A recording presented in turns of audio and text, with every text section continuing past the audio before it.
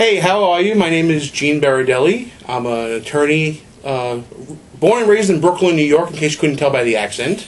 I work in a small law firm here in beautiful New York City, downtown Manhattan.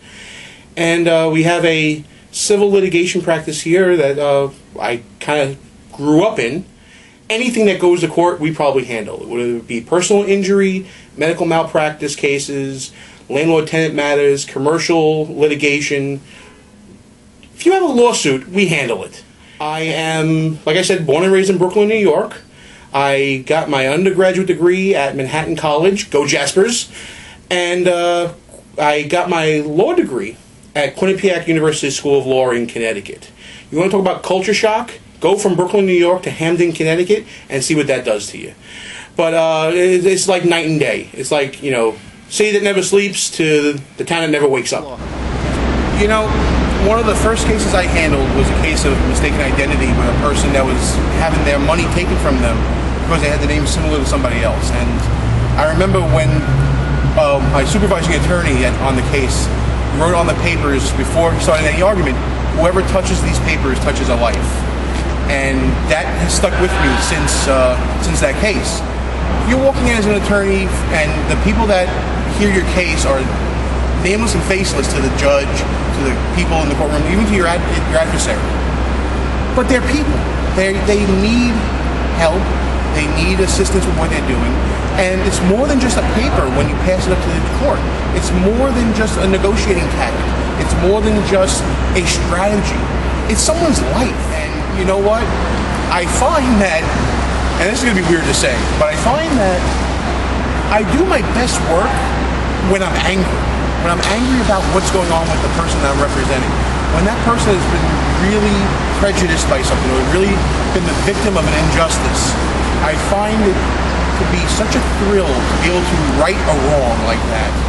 And to work on a case like that, it gives me that extra energy, that extra oomph to kind of just push through and get those papers done, even though I got 20 other cases or 30 other cases or whatever the case may be, just to keep pushing through for that one client because I'm angry.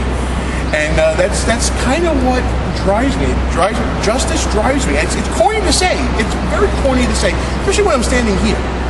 But it drives me because there are people out there that can't get justice on their own, so they need help, and they need me, people like me, to do that. Job thing. When I first got out of law school, I worked in my community for a local civic association, just donating my time. And from that, and the projects that I worked on there, whether it be grant writing or getting, a park built in the neighborhood, which we got $3 million for, that attracted the attention of the head of the firm here. Really strive to help people. I remember there was one case, a woman had a slip and fall in her city-run building, and she had MS.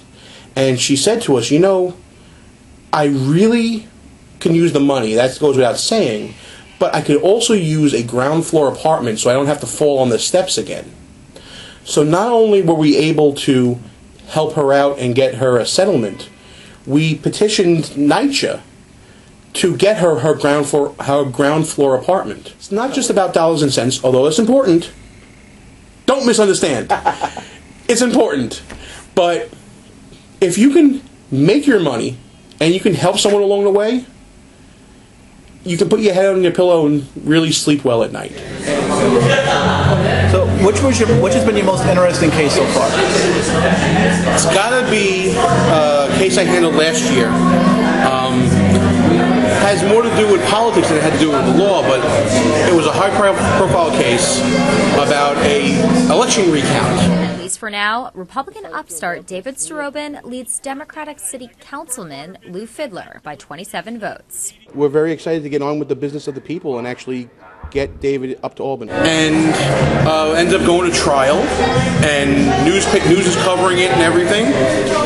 And the whole time his vote count is dwindling down lower and lower and lower, and the other side is trying to block the vote of absentee ballots that my client collected.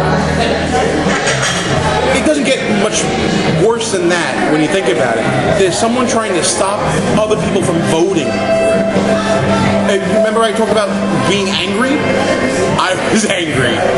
So when it was all said and done, we won the case and what had turned into a 87 vote deficit for my client turned into a 13 vote victory. It was the closest election in New York State Senate history, and we won. And it was great. Have you always been interested in politics? Oh yeah. There's a quote I like to use with people when they ask about politics. It's that the profession I chose was politics, but the profession that I entered is the law. So right here, what you have is my other office outside of my office in the city. This is the Brooklyn Republican headquarters. One of the things that I do on the side from my legal work is I am the law chairman for the Brooklyn Republican Party. Because in here is also the headquarters for Brooklyn GOP Radio. A little project we did to kind of get volunteers to join the party. It's now downloaded by thousands of people a week. And here's a little sample of it. Welcome to Brooklyn GOP Radio, sponsored by the Kings County Republican Committee, Brooklyn, New York. I'm your host, Gene Berardelli. Over there is Russell Gallo. How you doing, pal? Yo, my brother. So, we got this camera going on right now. Just so you know, we're making a video. I got this notion that I might be a TV star or something. I don't know if it's going to be in Manhattan. One of the judges I've been before, actually, he struck down Bloomberg's soda ban. It was awesome. It was a great decision. Now, did you get to read it yet? Yeah. Well, I read stuff about it on the internet. A rational judge in New York City, who'da thunk you? I know, exactly right.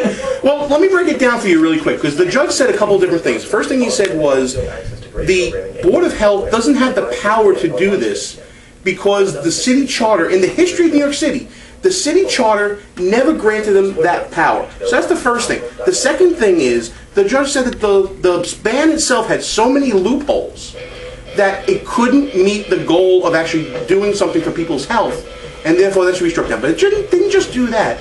It was also an Article 78 decision saying that the board acted arbitrarily and capriciously. Term of art, Rush. You know, I got to bring the law into it. Capriciously. Don't you put a little straw in a drink? Calm down. And they said that there was a foundation without fact for this decision. They just decided arbitrarily that this sort of ban would happen. But more importantly, Russ, this was a power grab because the legislature was taking up measures all the time. We know this from living in New York City. Trans fat, salt ban, cigarette bans, all this stuff. The city council was already taking this up. He was taking power from the city council. And thankfully we had a judge that said, whoa, hold on, wait a minute here. We got to stop this. Well, listen, it's been a blast talking to you, and I appreciate the opportunity to be able to submit this video. But now it's time for me to get back to work. So thanks for coming. I hope you realize that this wasn't a put on or anything. This is actually how I am. Scary, I know, but this is how I am. So listen, thanks for coming by, and look forward to talking to you. So take care. Bye.